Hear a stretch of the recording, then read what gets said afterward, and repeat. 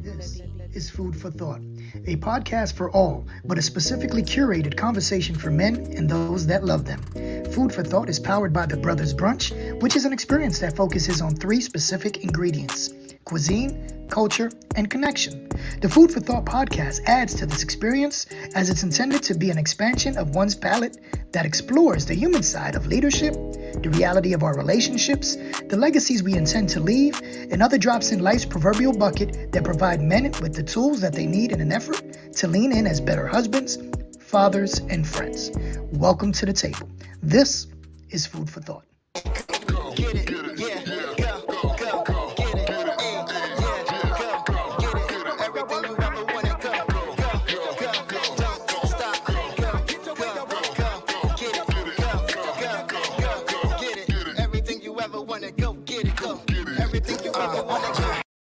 Yes. Go get it. This is Kevon Turman. Welcome to Food for Thought.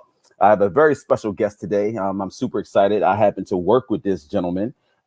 He is a colleague and a friend, and you don't get that often. So we all have jobs. We all have, businesses, if you will. But it's a special treat when you are able to work with really great people who are thought leaders, but they're also friends. People who you can have tough conversations with. And so without further ado, I'm getting ready to introduce a gentleman named Mike Dunn. We'll talk about the doctor that will be in front of his name very, very soon. But Mike Dunn, for whom I work with, and he actually will tell you all about himself. Thank you for joining me. I don't take for granted the fact that you could be anywhere, but you chose to tune in, whether you're locked in or whether you're, in and out. It's perfectly fine with us. This is, I want to say, the 13th. We are coming up to the home stretch of season 2. And man, wait till you see what we're getting ready to have in store for season 3. So without further ado, I have Mike Dunn. Hey, Kevon, how's it going? Oh, man, it is going fantastic. How are you? I'm great, man. I'm great. It's beautiful outside. I've had a chance to just be out and enjoy some sun today. And man, I can't complain whenever I get a chance to do that, right? I like it. Yeah, I have not. I took the trash out. So does that count? Yeah. Anytime you get that vitamin D, yeah. Why not? I am lacking in that department. So I definitely need to get more sun. And I'm looking forward to it. I'm planning on going on vacation in a couple weeks. And man, maybe two, I think. Yeah, two vacations. I'm ready. I'm locked and loaded. I'm ready to get out. Yeah, man. Yeah, I hear you. I'm, as you know, well, maybe you don't know, but the teachers at AIM are on spring break this year or this week. And it's such a much needed respite. This school year has been a slog big time. And for teachers, certainly, but also for students and for parents. And so I'm just happy to be able to be breaking and relaxing. And for sure. I'm technically on spring break and I'm technically on a break. So I chose Monday and Tuesday. For some of you who don't know, Mike and I both work at AIM Academy. And I think for the teachers, it's pretty much spring break, right? But for the administrators, you can choose to do 2 days on and then the rest of the week is yours. So nice. That's what I'm choosing to do, just because I get to do a lot. Get to talk to some amazing people, and I get to go right back to work. I had like 3 Zoom calls already today, which is bananas. But listen, why don't we just take a step back? Why don't you tell the listeners who you are? Sure. Well, my name is Mike Dunn, as Kevon just mentioned. I'm approaching my end of my 15th year in education, which is crazy to think about. I know, right? I spent those 15 years in like a variety of different kinds of schools. So I've worked in public charter schools, I've worked in independent schools, and I've worked in outdoor schools, which is a whole other, aspect to this. And in those 15 years, I've tried to provide service for what I would call traditionally like marginalized groups of students. So for example, I started my career teaching in a charter school in the city of Detroit, which is right near where I grew up. And my work there was with almost 100% low income Black and brown students from all over the city. Obviously I'm those students don't look like me, right? Yeah. And so so that really got my foot into this space where I was like feeling really uncomfortable for a long time, but came to really love that work and love those students. And so from there, I've worked with a bunch of different sorts of students, but have sort of maintained that trajectory up until my work now at AIM, which is a school for students with language-based learning disabilities, right? So we work with students who have dyslexia as a primary diagnosis. And my work there is to help them figure out what a meaningful, authentic path for their future is. Most of the time that looks like going off to college after they graduate from high school, but sometimes that doesn't. And it's been my kind of like call at AIM for these last however many years to try to help families and the school really provide paths that are meaningful for students. Thank you. I appreciate that intro. So in true fashion, if you're just tuning in, let's allow me to reset the room. I am sitting with Mike Dunn, who works at AIM Academy. He helps the children who learn differently, albeit dyslexia, dysgraphia, and dyscalculia. I happen to work at the school as well. We just work in different capacities. I raise the money for the school. And, it's funny. Today, we will be talking about the human side of leadership. And I am excited to have this conversation because I think we have a lot of one-offs, Mike. You and I will run into each other in the hallway. We will just maybe talk on the phone. We always find the time to talk. But the crazy thing is when we talk, we talk. And so today, we're going to unpack a lot, hopefully. But I'm hoping that it's just really a conversation amongst two men, two gentlemen who happen to be in education, who have different lived experiences, but, are challenged really to be in a world where there's so much going on, where we're having to pivot in light of a pandemic. We're having to do lots in education differently. We're having to have really tough conversations around social justice and just the industry as a whole. We're actually having to lean into how Mike does business differently with regards to what it means to graduate from high school and not just go to college, but really start to think of life from a broader perspective as it relates to, how are you going to change the world? How are you going to be a game changer? And how do you use privilege in some instances to give you some time to step into other realms other than just walking into colleges and universities? So I'd like to talk about all of that. But before we go any further, I want to say something that is special to me. I want to say thank you. I'm wondering, do you know why I'm saying thank you? No, I mean, I don't know exactly why, but I can guess. Okay. I think that having conversations like this are a privilege. And I think that particularly me being able to have a conversation with you, Kavan, is a privilege in my life. And I feel that way every time we have a conversation. And so I'm often leaving the 20 minutes in the hallway that we spend or, 10 minutes in your office or my office thinking, man, I'm really thankful for that conversation.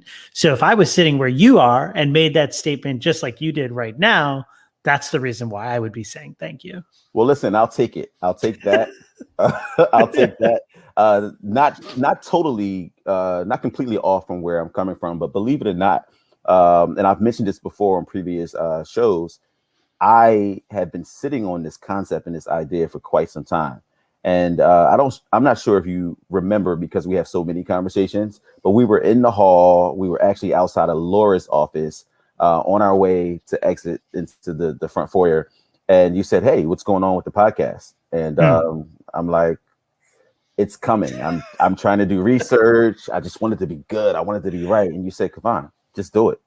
And I said, I'm going to do it. And you said, well, no, what are you waiting for? I mean, you mess up, you keep going. You just got to jump in there. Yeah. And I don't think you realized that was the moment where I said, what do I have to lose? I'll just do it. And so I'm saying thank you because I think sometimes, be it little or large, these moments, I like to call them impressions. People come in your life and they make impressions. I don't think we often give it language, but they make impressions, regardless, whether it's a negative one or a positive one. But what you speak to, what you alluded to earlier, just a few moments ago, was an impression. We had these impressions where I may pop in your office just to say hello, or you may pop in my office just to say hello. But for some reason, there's always an impression left where you're like, wow, I needed to hear that. And so thank you. Yeah, I think about it like this, and this kind of gets right into this conversation about the human side of leadership, right? Is if you can imagine that you only are able to interact with the person that you're having a conversation with right now, one time, that this will be it, right? Yeah. This conversation, you want to leave this conversation thinking, man, that was a great conversation. Man, that was really impactful to me, to them, and that's sort of how I try to approach as many conversations as I can, right? I was once sitting in a car with a student, and we were on our way to Safeway, which if you're not familiar with Safeway, it's a like type of grocery store, right? Mm-hmm. And so we're in this car, and the student is like just rocking the earbuds, or at the time they're probably just some like whatever headphones, and we're on our way to the Safeway, and I was just chilling. The music wasn't on, nothing. And I said, hey, student, like, what's up? How you doing? And the student was like, ignore. And I was like, hey man, can you take out your headphones for a minute? And I pulled over and stopped the car. And I said, you might not ever get to have another conversation like this with a person in your life, when you don't really know that much about them and you don't really have a whole lot of familiarity with them. So why not pop out the headphones and let's talk? So we sat there for about a couple minutes and then kept on going to Safeway. And maybe 5 years later, that student wrote me an email and said, hey, remember that conversation we had in the car? And I was like, yeah, absolutely. And he said, that really made a difference in my life. And so I want to say thank you. Wow. And here we are. That's the impression. It's funny. And so we're going to jump right in there because I want to start with the word meaningful, and you'll understand where I'm going with this. But my quick story to that is there was a woman named Miss Veronica Cohen who worked at Lincoln University, and I'll never forget her. She was just really impactful in my life and somewhat of a mentor. But long story short, I ran into her office one day and I said, Miss Cohen, so let me tell you about yada, yada, and I need you to do X, Y, and Z. And she looked at me and she said, good morning. I said, yeah, but listen, she said, good morning, Kavan. And I said, oh, good morning, Miss Cohen. I'm sorry. And she says, Kavan, listen, life is short, right? I would love to hear what you have to say, but good morning. I'm sure it's explosive. I'm sure it's exciting.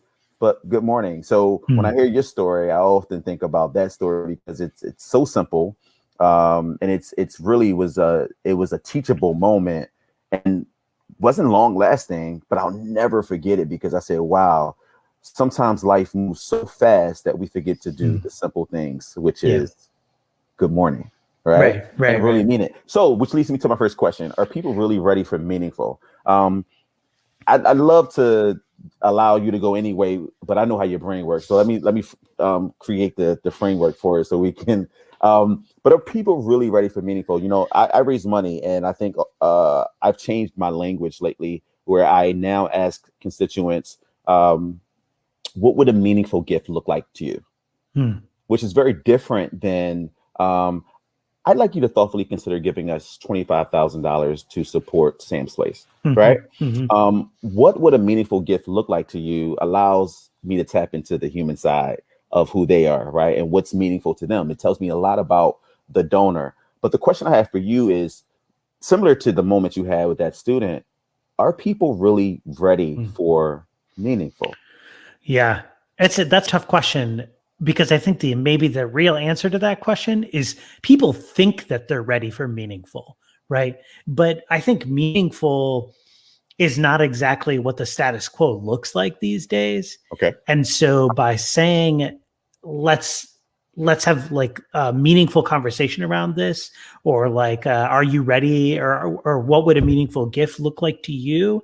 I think that sort of upends what the status quo is a little bit. right? And so I think part of your question about are people really ready for meaningful is also, are people really ready to examine their like current existence? Are people really ready to maybe think about what's actually happening and then figure out how to make that change to make it more meaningful, right? And that's a different kind of question than are people ready for meaningful. I think the question is, maybe the answer to the question is, people want to think they're ready for meaningful, but when it comes down to like doing the doing around the meaningful action, then I don't know that people are really ready to do that. Have you listened to the podcast Nice White Parents yet? I have not, but you know that I will.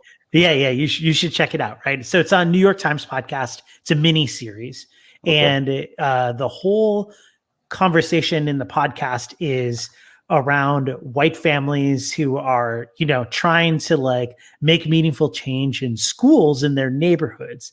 And they're wanting to like make their schools more diverse, make their schools more inclusive and all of this, right? And there's this conversation in there with this woman who's like, yeah, my school's more diverse, my school's this, my school's that. Sounds like a great place to be able to send their kid. But then at the end of the day, when it was up to that parent to send their kid to that school, what did they do? They didn't send them there, because they were like, well, I think I just send my kid to the private school because, et cetera, et cetera, et cetera. And I think that's exactly what we're talking about here, right? Which is, are people ready for meaningful? They want to think that they are. Right? Sure. So I start with that because, in talking about leadership, I think it's important to talk about intentionality, and not just from our standpoint, but really to talk about what people are ready for, and I think it really creates the framework for what we discussed today, because I want to lead that way. Intentionality is good, but intent versus impact, we know those are two totally different things, right? Yeah, I can intend to do one thing, but the impact could be something totally different. And I'm realizing that even from the very small scale of leadership or interactions, if you will, all up to the largest scale. So I can be walking in a hallway and I say, "Hey, Mike, how are you?" And you're like, "Oh man, terrible." And my response could be like, "Oh, that's great." There it goes. But it happens. You try it one day, because most people are doing what you're supposed to do. We're exchanging pleasantries, and most aren't doing what you stated, which is taking every encounter and leaning in as if it were your last. Right? That takes intent. That takes intentionality. And so when I ask about, are people really ready for meaningful? Sure, I hear your answer in terms of, I think that they are. And I'd stretch it further and say some people honestly can care less. I think it depends. I think it's very situational, right? And so when we talk about the human side of leadership, I want to just unpack that a little bit. Like, people, we're in situations where we're dealing with parents, we're dealing with colleagues, internal, external. We're dealing with people every single day, and we're having these conversations on leadership. So let's talk leadership. Let's really talk leadership and what people are really ready for, because I'm inclined to believe that there's a large percentage of people that are really focused on, you see this box that we're in, and that box only. That if it doesn't make money, it doesn't make sense. If it doesn't affect them directly, it doesn't make sense. And so how does that affect you and what you do day to day?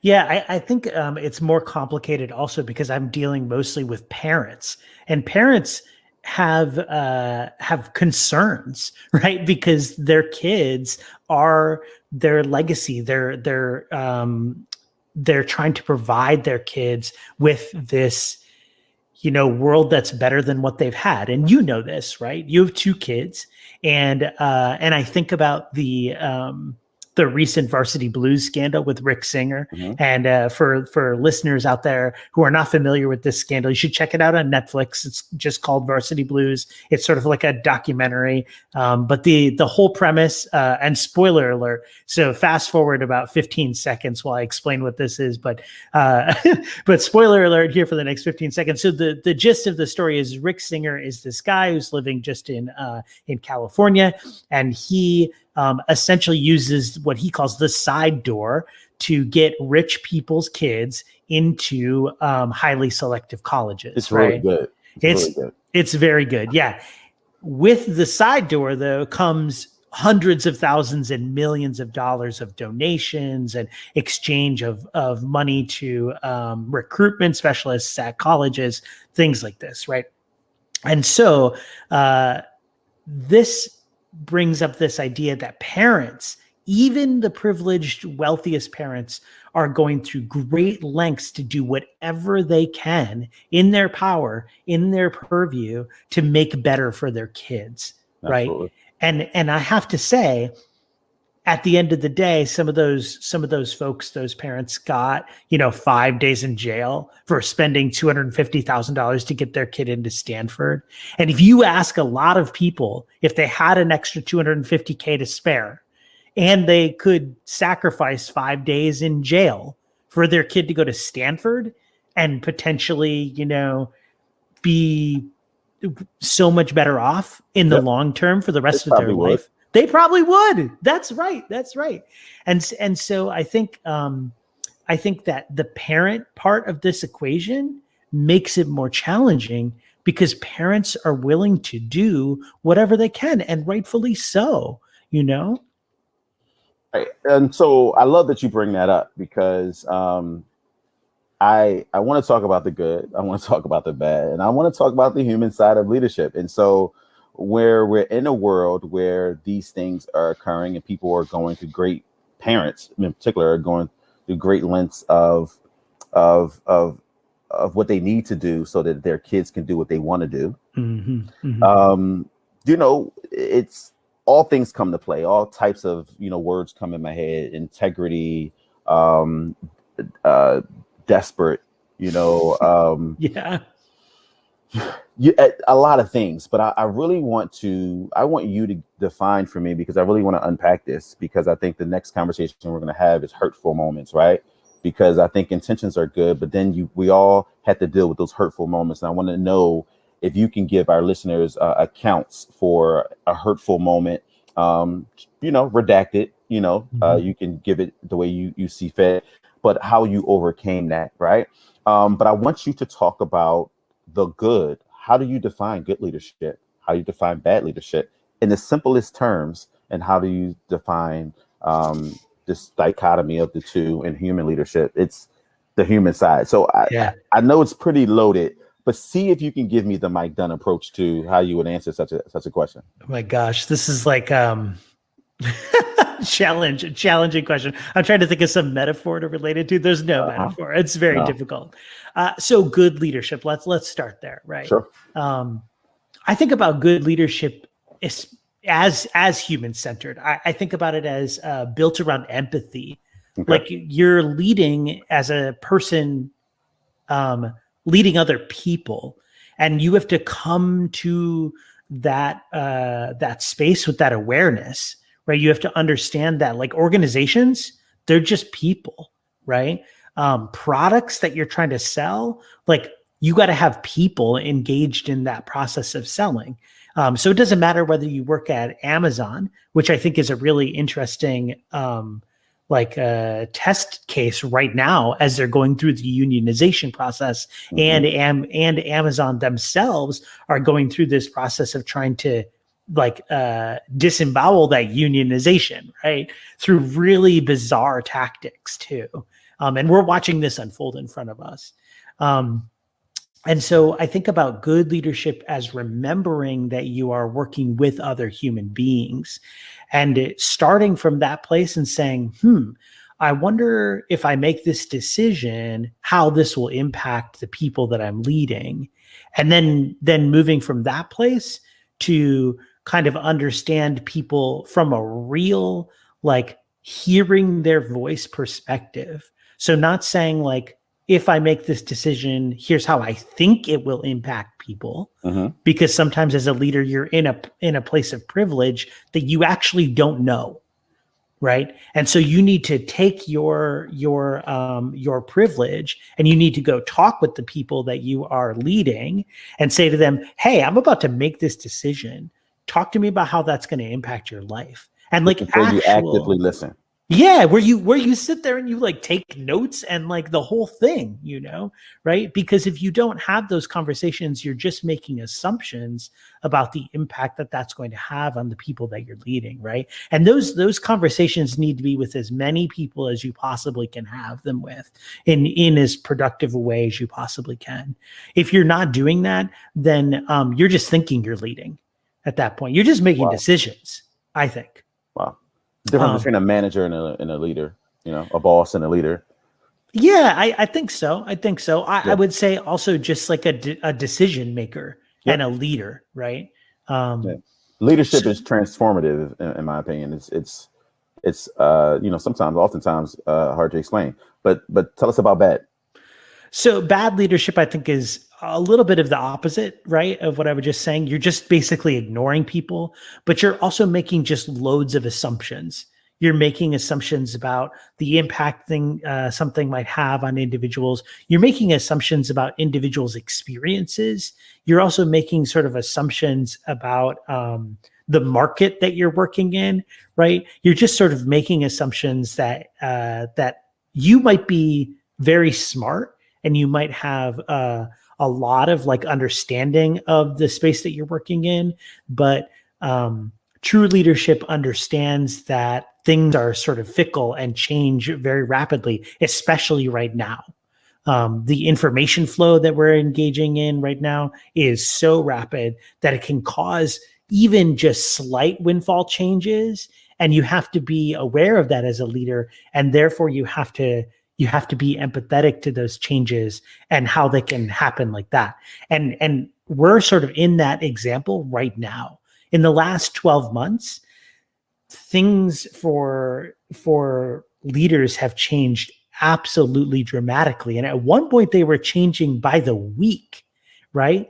And so you needed, as a leader in the last 12 months, a good leader, in my opinion, you needed to be able to listen, to be able to react, and to be able to make informed decisions with actual information of the people you're leading quickly.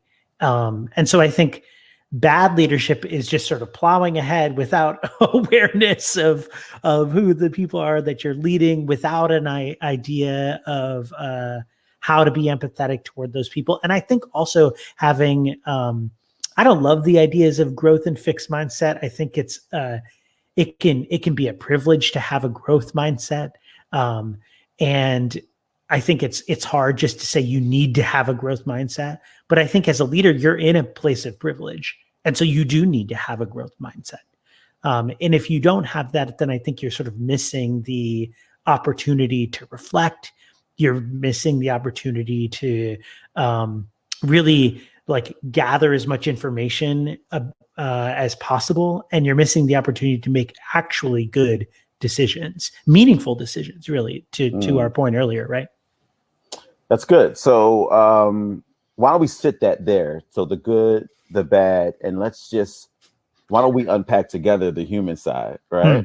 Because there's so many directions we can go in. So I'll ask these questions, and by all means, you can elaborate or you can keep it very simple, because some are close-ended. Did we pay attention to what the pandemic taught us? Being you?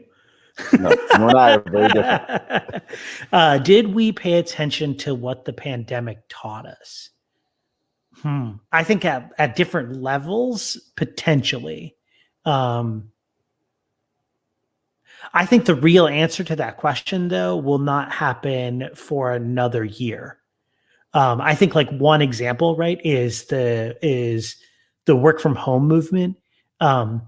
Companies from a bottom line perspective, companies typically spend how much money on their office space, right? Potentially thousands and per day in some cases. Yeah. And to what value, I think is a really important question. And so the pandemic has pushed us to rethink what working in the same space together means. And if we're paying attention to what the pandemic taught us, my guess is that we will have said, maybe we don't need to have all of our office employees all in the same building, all at the same time, every day from 9 to 5.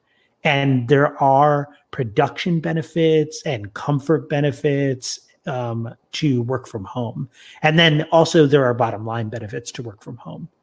Yeah, I love that you brought that up, because I think that I brought it up in one of my meetings that I had, possibly one of the senior leadership team meetings, and it was not meant to be jarring, but it was meant to say, hey, I want us to pay attention, right? Did any of us measure the productivity while we were home? Because I personally can attest to the fact that my team, I mean, we were on it. And sometimes I think we gave more hours to the work that we were doing because you lost track of time, right? Yeah, that's right. But there, and then when you look at corporations, which it's our job to do, right? When we're looking at the Googles and the Twitters and, the large organizations that had productions of people in offices or in spaces that chose to just do business differently. I just wondered if we were taking the time to take a deep breath and say, what does this mean? Right? Let's reframe our thinking, because I'd hate to get out of a pandemic and go right back to the way we always do things, when we could absolutely learn from this and say, wow, this opens up space to do things differently. Right. Yeah. And so I often ask myself the question, like, wow, are we paying attention to what the pandemic has taught us? Because I think the pandemic has taught us a lot as a people, right? Yeah. Relationally, it taught you a lot about who you are, what your idiosyncrasies are, how you come across, what you're able to do. I watch my kids and how they interact as kids, right? So I'm paying this money for them to go to this private school, and I'll pop in and see a video not on. I'm sorry.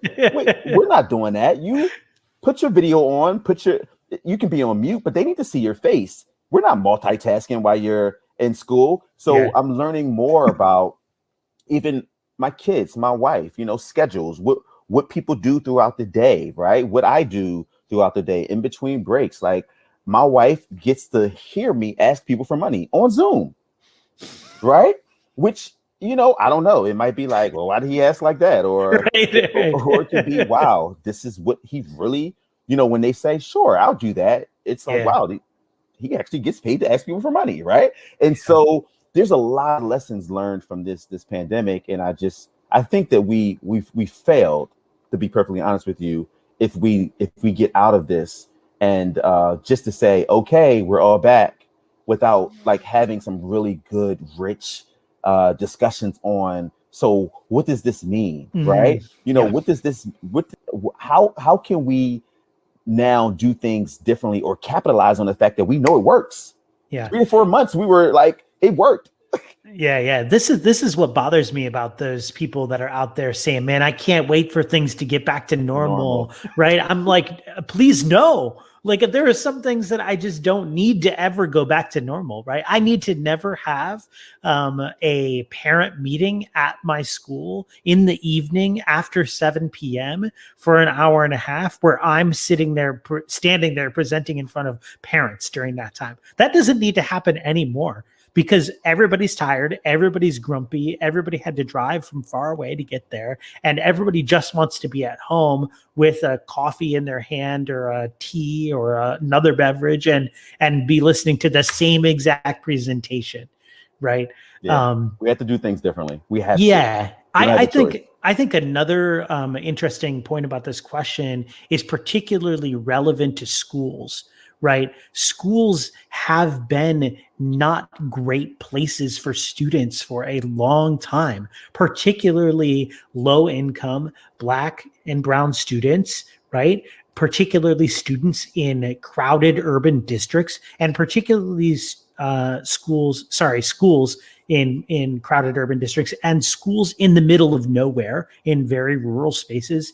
Those places have been underserved by their institutions for many years now. And the pandemic has taught us things about that. And if we're not taking time to examine what those things are, then we are doing wrong by schools. Absolutely right now. Mike, this is this is the moment in my office or your office where we're like, man, we got a meeting, right? Yeah, that's right. I gotta go. Sorry. Because we know we can go on and on about that. If you look below, I have a question that says, how can a good leader be great under the tutelage of a bad leader? Now, the first question was closing it. I gave you the option to just, say yes or no, technically. But I knew that you wouldn't just say yes or no. But this question is a little more open-ended. How can a good leader be great under the tutelage of a bad leader? And I don't think I need to preface it or elaborate. Let's talk about like my childhood for a minute. Sure. Right. So I was raised by two parents, but not for my whole childhood.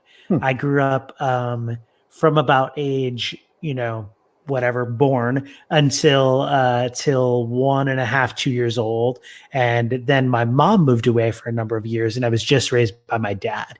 My mom moved back and she and my dad had my sister who's 13 years younger than me. And my parents had a very toxic relationship for so long. I mean, it was proof that my mother moved away because there was abuse going on in the home, And then for years after that, my parents just they weren't friends. They were together because they had kids and they wanted to raise their kids the best that they could, but they didn't really get along all that well. And so why am I talking about that? Right. No, I'm here for it. All this time, I've not heard this story. Oh yeah. Interesting. Yeah. So my parents stayed together for so many years. And then later on, it got a divorce and then separated and what have you. Right. But I'm bringing up this story because I think about that often as a way for me to understand my relationship with my partner, Caitlin, and my relationship with other people that are important in my life, right? So what did I learn from my parents? That's what I ask myself. What did I see in the home that I know will never happen in my home? For abuse, obviously, that will never happen in my home, right? Treating my partner like they are not a valued member of our home and valued human being. That is something I watched happen in my home growing up. That will never happen in my home, And so I think that part of the answer to your question here is that like, I can sit back and watch a bad leader do their thing. And I can say, wow, that's never something I'm going to do as a leader. Wow, that's never something I'm going to do as a leader. But I would also add that bad leaders still have good moments as leaders, And so I think it's important to find those moments and say that right there, that nugget, that is the thing that I'm going to take away from this relationship and incorporate into my leadership philosophy. Similar to what I did with my parents, I said, as much as they were toxic together, they still had, not everything was terrible. They still had moments where I'm like, that right there is something I'm going to kind of, nab and put into my back pocket as the way I'm going to conduct my relationships. Wow. I love that. I oftentimes I say to people that it's really a perspective, right? Mm-hmm. It's just really, no matter what happens in life, it comes down to what perspective what lens are you looking at it through? And so even when I ask the question, of course, I think majority of people, if I'm generalizing, would immediately go down this rabbit hole, right? But I think, it's interesting that you say it really just, even if you're under the tutelage of someone who exudes bad leadership, that there's always valuable lessons that you could learn. And the biggest lesson in that, if I heard you correctly, is walking away from the experience knowing what you will do versus what you won't do. you know, I happened to you know, 1 year work for university, and it I was this was such a terrible year for me, right? I had been a director in my career so many times. I was super young as a director, so it seems like every position ageism was just realer and realer. And I accepted this job where I was the assistant to someone that was really big, but assistants, the word assistant takes on various levels. Like if you're the executive assistant to, like, you know, Obama, it's very different than you, Right. you know, right? And so I was brought on to write speeches. I was brought on to be a thought leader and to kind of keep up with this person, because this person was, and so they felt like it was a great pair. And I was treated terribly. Like, you know, I was put outside this person's office. Had nothing against secretaries, but that just wasn't my job. But this person's secretary actually had the office. It was just like really, it was, and it wasn't until I said something, right? I finally found my voice, where they immediately said, "Are you serious? Yeah, we got to change this immediately." And they switched us, but it was, even that was toxic, because it was just like, wait, so now it looks like it just was a very bad situation. But I thank God for being in it, because now I know how to navigate, you know, the waters when it comes to dealing with difficult people. I mean, when I tell you it was difficult, it was very, very difficult, meaning like I was in charge of this person's calendar. So in terms of knowing how much this person, how much time they had to eat, I would take the liberty of making sure that they had food, because they had 15 minutes, and I would bring the food in, give, you know, very humbling job, by the way. Sure, give the person the food, and they would scream at me and say, "Did I ask you for food?" Oh man. It was terrible. And those who knew me, because it was a pretty high profile like office, would feel bad for me, because they knew that I was running areas, right? And so now I'm choosing to work for this person, and they just didn't understand. They were like, "Well, why are you doing this?" And so I did it over and over. And then one day I said, wow, he hates having to acknowledge me. Like, he hates having to say thank you. So I ordered food, and as opposed to putting it on their desk, I put it on their conference table, never made eye contact, and walked out. 10 minutes later, food was gone. And he didn't say anything. Never said a word. I walked in, grabbed the tray, and walked out. The transaction never happened. Huh. Interesting. But guess what? My feelings weren't hurt, because I understood that it wasn't about me. Right. And so those unfortunately, I think, you know, in churches, in homes, in workplaces, we everyone, you're always going to encounter difficult personalities and difficult people in difficult situations. But I think it comes down to your point, to perspective, and being able to compartmentalize those moments and say, you know what, this is less about me and more about what I'm meant to learn in this moment.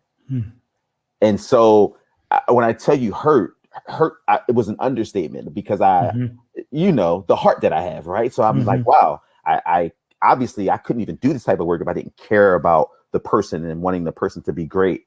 But I'm so much bigger than being degraded, right?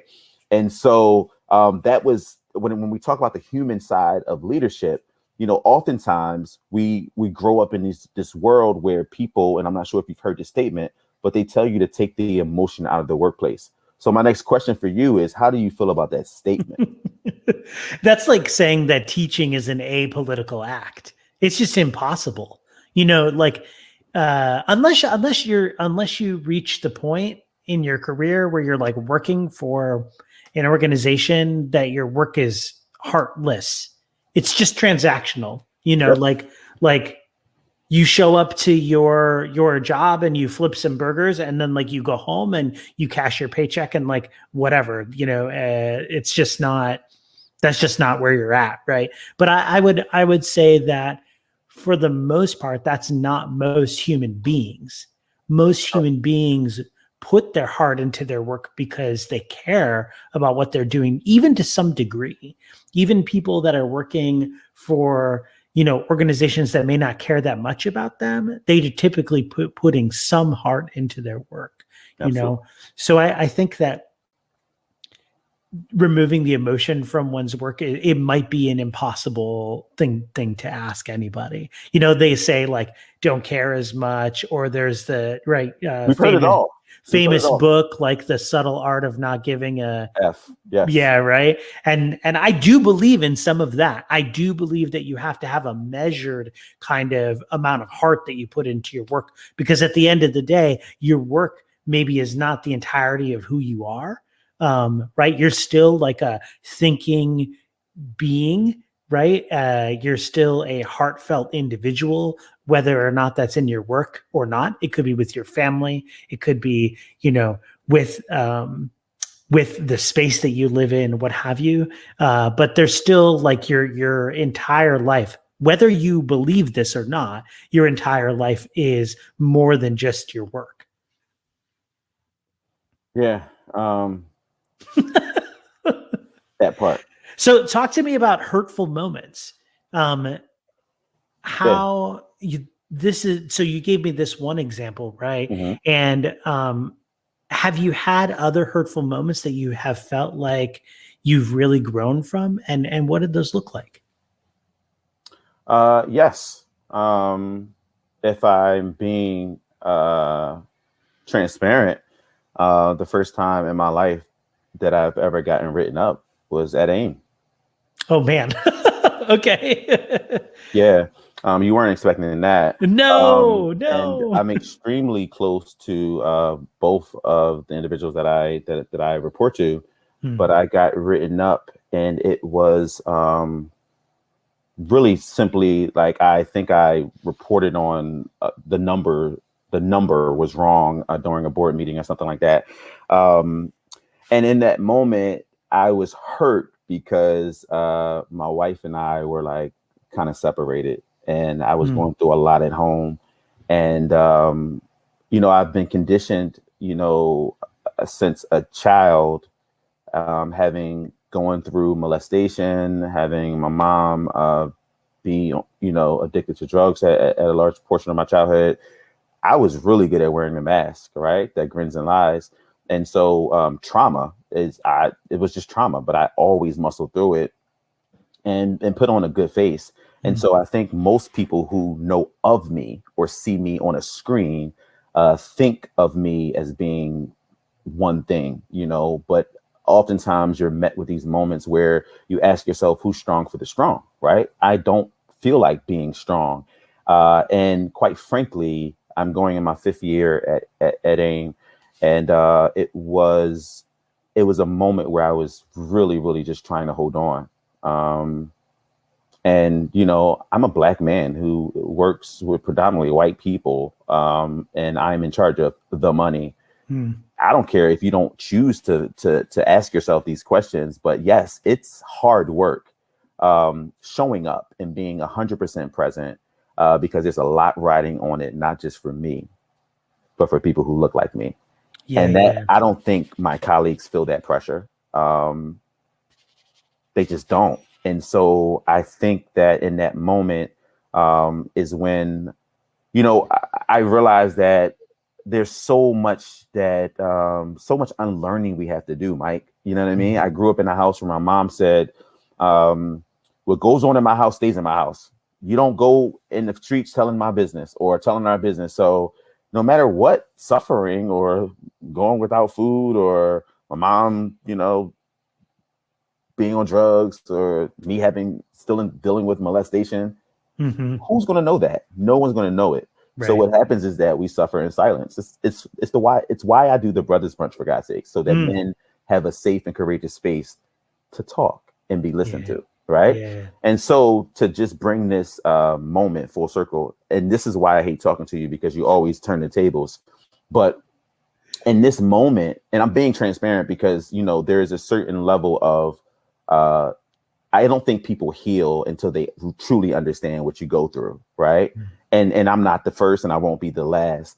But in that moment, I was challenged because my back was up against the wall where I genuinely made a mistake, because I'm human, right? I wasn't brought here to be perfect. And, but there were other layers to what was going on, right? So I had to take a deep breath and tell the people that I work with what I was going through. I mean, it was, you can't press the rewind button. You can't take the letter back. You can't do any of those things, because my moments, my actions had reactions. Their action had reaction. But in that moment, I'm a human, and I'm sorry, I don't know what's happening. I don't know what's going to happen, but I know that there are moments where I'm hurting, and I'm trying to, I'm trying to be great. Now, I crush every board meeting. I've crushed them since, right? In terms of my presentations. So if you want to look at it through that lens, I'm on my A game, but I had crushed them prior to, but I had a moment which does make me human, right? But I had to also realize, let's put on another lens, is that this is business, right? And so I'm getting paid to, and this was a mistake that internally is the only people that really would have kind of knew that it was wrong. Right. But it was a good moment in retrospect, because now I know where the grace in space is, and how much capacity we all have for grace in space, because quite frankly, we all need grace in space, right? We all need moments where it's like, hey, that part right there wasn't right. Talk to me about what's going on that's unbeknownst to me. That's what I needed in the moment. I didn't get that in the moment. And so in hindsight, I wasn't looking for sympathy. I was looking to be heard. So here, I'm going to take this document, I'm going to sign it, and we're on the same page. But just know, in this moment, I needed you. Yeah, and I think that speaks to like the support mechanisms that organizations need to have in place, because they need to understand exactly what you're talking about, that people make mistakes, people do things that maybe aren't the best, because as it says right behind you in your background, right, Vision 2020 is 2020 almost exclusively hindsight, right? And so we need to understand that that's an absolute fact, right? We are very, very unlikely to get everything right moving forward every time. We're almost always going to get it right if we look backwards. And so we need to realize that's the case and put in some mechanisms in place to say, like, what happens when somebody messes up? What happens when somebody miscommunicates something, and give the grace and space to those people and that understanding whenever those things pop up.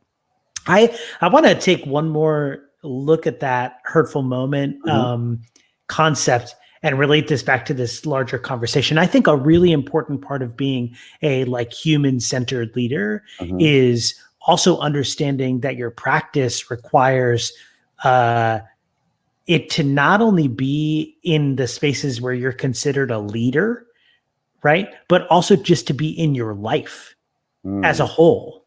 And so one of the schools that I worked at previous to AIM, the head of school at the time had this statement, live one life. And because we were working with students that had previously dropped out, some of them had been adjudicated, some of them had been, sort of like put through the system, and the system said, this is your last chance. If you don't make it happen at this school, then you're going to come back and be incarcerated, essentially. Sure. And so here we are, and the head of school says, you have to ask yourself this question: how are you going to live the values that we're trying to cultivate here at the school? How are you going to live those values in your life outside of school? Because when you go home, you might go back to, this is a boarding school, you might go back to your neighborhood where things are a whole lot different than here at the boarding school that we're at, right? And so I often say to myself as a person who, is an aspiring leader, is how am I living my life in an authentic way and living one life as a leader? So how am I listening to people when I'm at home? How am I listening to people when I'm on podcasts? Because listening is an essential element of a human-centered leader. And I need to be doing that work not only in my workplace, but in my life, period, right? And so I would love to hear what your thoughts are about living one life as a human-centered leader. So I have lots of thoughts. I'll keep it simple. It's my mantra, I think, but I think it's timing. I think that living one life is, as much as an independent thinker and disruptor and leader, I thought I was when I came to AIM. Every level of my career has challenged me a different way and allowed me to think differently. And so I think I'm the best version of myself at this point. There was a time where I would never even admit to being written up. Like, why would I do that? Right? I want to forget it, but I don't want to forget that. In fact, if I still had the letter, I would probably hang it up, in an envelope, similar to the letter that you gave me years ago. Right. And where is it right now? Hanging on your wall right there. Every time I come in and see it. For those who are listening, sometimes things that are jarring, things that evoke an emotion, things that that may be unsettling in your spirit, take the power away, right? Truly make sure that you are actively listening. You understand where it's coming from. You understand what the what the lesson was out of it, but make sure that it's a constant reminder. I want to be constantly reminded that, that these things happen, right? And this is why I'm a different leader, because of X, Y, and Z. So when it comes to having one life, like now I'm pretty radical. Like I really feel like, I used to work for the same person that the food situation, and we would have these big meetings with just the executive leadership team, and he would say, and I know some of you don't like what the hell I'm saying. And we would just look and say, quiet. Right. It's crickets. And then he says, but unless you have your go to hell money, it doesn't matter. And I'm like, go to hell money. And one day he said, because he said it often, he said, yeah, I have my go to hell money. If somebody doesn't like what I'm doing, or they want to go in a different direction, guess what? They go to hell. I'll go right back to the life that I'm living. I have the money in my bank. And regardless how jarring it was to feel or like, the whatever emotion was evoked, you had to sit rested and rooted and think about what he said. Like the goal in life is to get to a point, and it's not all monetary, but to get to a point in life where you understand what are your big rocks in life, right? What are your big rocks and what's really meaningful? I get to come home to a wife who loves me, look, kids who adore me, right? A brother's brunch, which a brand that I built from nothing to something, right? It's an official 501c3. Like there are beautiful things in life that when you put it all in perspective, you only have one. And so you might as well live and go balls to the wall and know that there is a such thing as managing up, managing down, managing laterally, where if you feel like there's an injustice, it's your job, and there's levels to this, obviously, and ways in which you have to do it, but it's your job to speak up. When you feel like something's going wrong, it's your job to say, hey, I think that there's a disconnect in our communication. And I love to be able to sit down and figure out how we can move in a different direction. Because at this moment, it feels disconjointed. It doesn't feel right. Making sure you're doing that. Making sure you're doing that kind of in all aspects of your life, and that's what I think is communication. A little bit about what you're saying here is that living one life is a practice, right? It involves you waking up every day and saying, I'm going to try and be the best person I can be today. And then, moving forward accordingly. And Absolutely. I think if we're talking about a human side of leadership, you have to recognize that leadership is a practice. It requires consistent effort, right? It requires reflection. It requires planning and ongoing movement. It's not just you want it to be who you are as a leader, right? But it just doesn't happen that way. Or at least for very few people, it just sort of happens that way. It requires failure, to be quite honest, Mm-hmm. right? Mm-hmm. Yeah. And so that we don't want to talk about that, but it requires, the slip up, the lapse in judgment, in how you, not what you go through, but how you react to it. Today has been a great, explosive conversation. In true fashion, we always end the show with asking a few questions. So if you have a few minutes, I like to just go through. These are quick questions. You ready? I'm ready. All right. Name one thing you can't live without.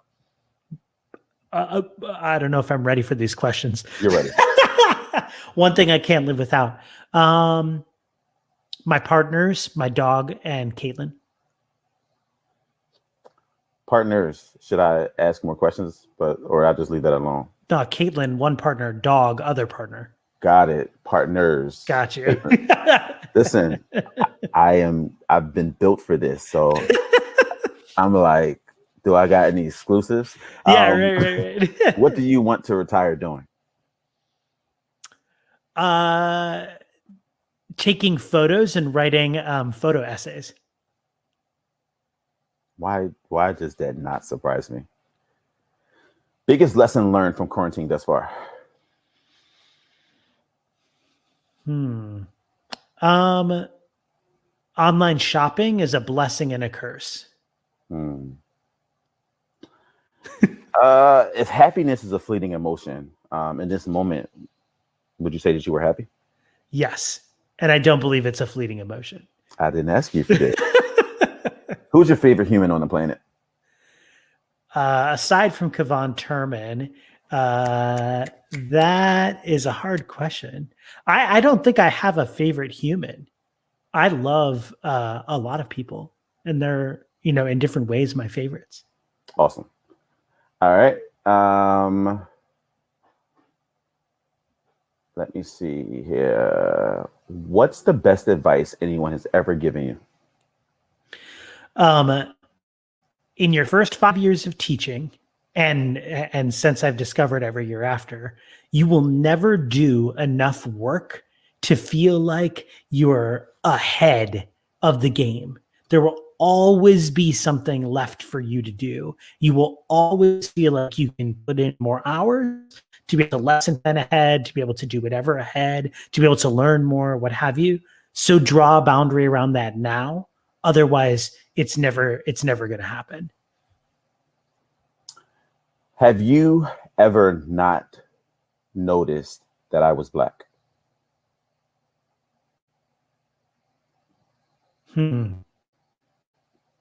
No. Good. Because I am. And I've never not noticed that you were white. As much as I love you, you're still a white man, and I'm still a Black man. I'm glad that you noticed. In your opinion, can anything be worked out in a relationship? Can anything be worked out in a relationship? Anything is the operative word. In a relationship that you're a member of. See, this is the damn question. So, yeah. So a relationship where you are doing life with the other person. Okay. Can it, I think potentially yes. It just depends on I would say it depends on like the foundation of your relationship. What advice do you give that you don't follow? I don't even know. How do I answer that question? What advice do I give that I don't follow? Quit your job and go do something else you love. I don't follow that advice. Oh, can we sit in that moment for a minute? And you know, the crazy thing is you have to have this conversation with the right people because all things considered, we both love our jobs. Yeah, Like, it's so true. oh Yeah. my God. I think I was talking to someone the other day and I was just like, I love my job. And they were like, wait a minute, you love your job? And I said, I actually really do love my job. If I had the option to walk away, I would. That's right. Because here's the thing. And I say walk away, meaning like to do what I ultimately want to do, like for myself. Like I have entrepreneurial, efforts and visions and goals. And I'm doing what I have to do so that I can do what I want to do. And I'm lucky because I get to do something that I really like. But yeah, man, I'm glad that but then again, these are the conversations we have. And so I have one question. I have two questions, but this question I'll ask before my last question, which is your question. Don't you think it was better for you not to have received any of these questions prior to our interview? Don't I think it was better? No, I don't. I wish I had these questions ahead of time because I would have had much better answers. No. I know my brain doesn't go that fast in the middle of the day. These are the conversations we have, and this is probably the most organic. This is a Mike Dunn and Kavan Turman. I'm popping in your office, you're popping in my office. Last question is, what questions do you have for me? See, I wish I had this question in advance because I definitely would have come up with some better questions. But all right, Kavan. So, do you consider yourself a human-centered leader? And I'll qualify this by saying, do you consider yourself a human-centered leader all of the time? Yeah, the first part of the question is easy. All of the time. I'd like to say yes. I know intentionality is there for sure. I think to a fault I am, because I think I care too much sometimes. And it's really hard for me to even manage the efforts of others when I feel like there's distrust or uncertainty or unreadiness. And so it's that human side which always causes me to have tough conversations around the importance of us being collegial.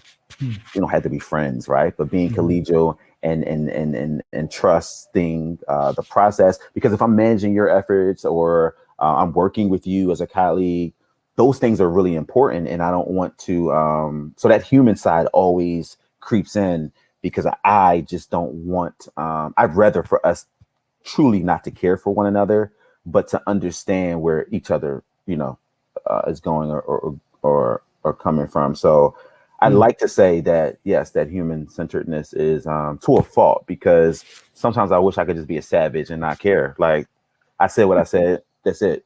Right. Right. But I do care. And I think it's not by accident that I've been through a lot in my career. Right. And experiencing being a vice president. Right. Watch this. Making $71,000 at one point as a vice president, and knowing that my job started at $125,000.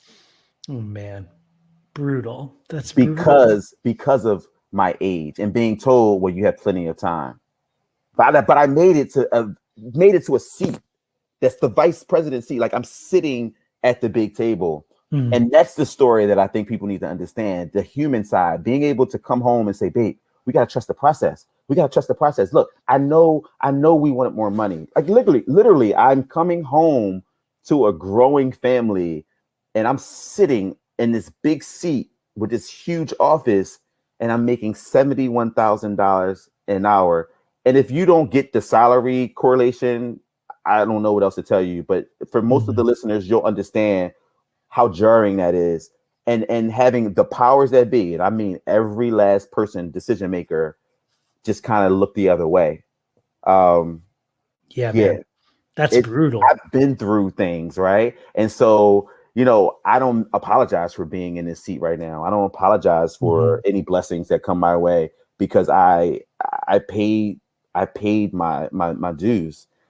So when I'm faced with situations, to answer your question, I'm always looking at the human side. I'm thinking about the person's family. I'm thinking about all of those things. And most, to be honest with you, they just make the decision. But I'm thinking about how this is going to affect this person and this person's family. Follow-up question to that. Sure. On a totally surface level, yes. If you had to shed one thing in your life, someone was like, you got to get rid of this one thing, for better, for worse, on a surface level, like not something super deep, what would that one, like just sort of dumb thing you wish you could get rid of be? On the surface level, my gut. I was thinking I would shed my commute. If I could just not have to commute to work, man, things would be way better.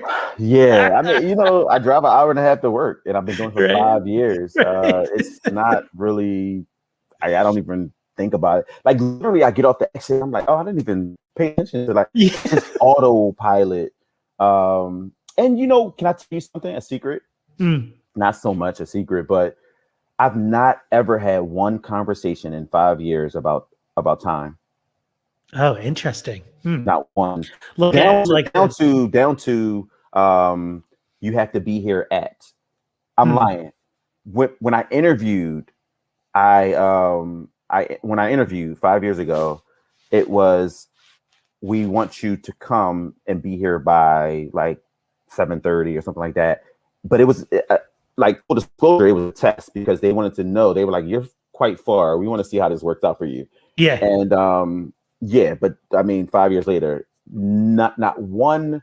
There's never been a conversation about, "Hey, so you were doing at 8." I mean, there are times that I've gotten to work at 10. When people don't realize I'll be at 6, 7 o'clock sometimes, right?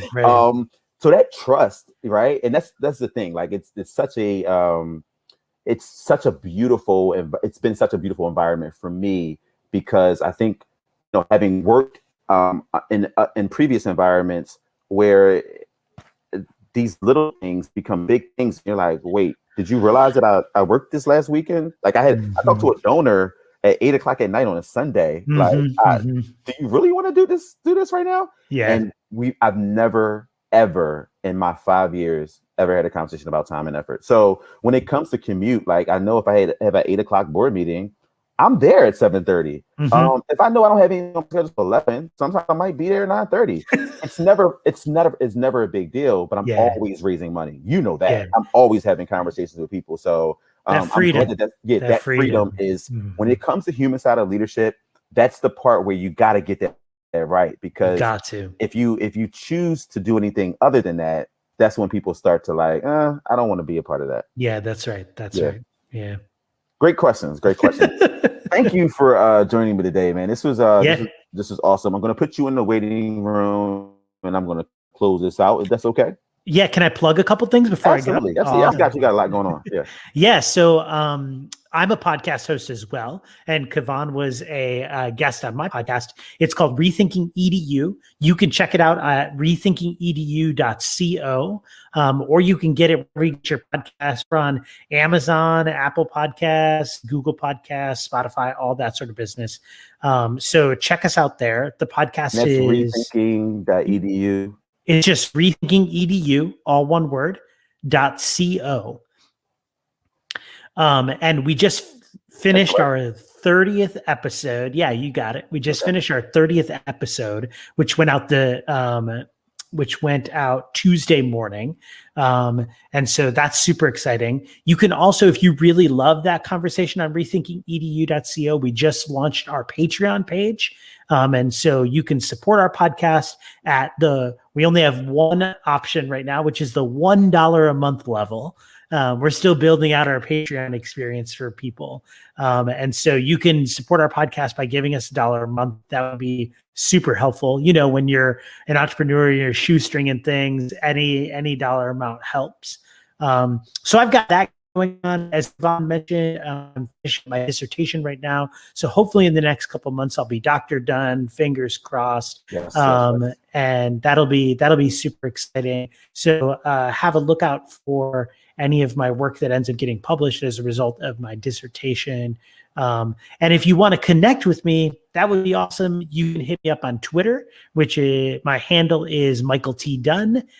You can hit me up on LinkedIn. My handle there is Michael T. Dunn as well. Or you can follow my amazing Instagram feed, in which I post like maybe a picture a month, at Michael T. Dunn on Instagram as well. I love it. So Instagram and Twitter and all social media is Michael T. Dunn. So make sure you follow my guy. Except for Venmo. If you want to Venmo me, just, DM me on Twitter and I'll give you my Venmo handle. I love that. Hold tight. All right. You got it. All right, cool. Listen, folks, you just witnessed, you were able to kind of get a sneak peek of the conversations that I typically have with Mike Dunn. I appreciate this brother. He is awesome. I thank him for his friendship. I thank him for his thought leadership. I thank him for being a guest today on Food for Thought. You just listened to Food for Thought. Today's conversation was the human side to leadership. We know that you could have been anywhere today, but you chose to be with us. Thank you for tuning in and have a great day. This is Food for Thought, a podcast for all, but a specifically curated conversation for men and those that love them. Food for Thought is powered by the Brothers Brunch, which is an experience that focuses on 3 specific ingredients: cuisine, culture, and connection. The Food for Thought podcast adds to this experience, as it's intended to be an expansion of one's palate that explores the human side of leadership, the reality of our relationships, the legacies we intend to leave, and other drops in life's proverbial bucket that provide men with the tools that they need in an effort to lean in as better husbands, fathers, and friends. Welcome to the table. This is Food for Thought.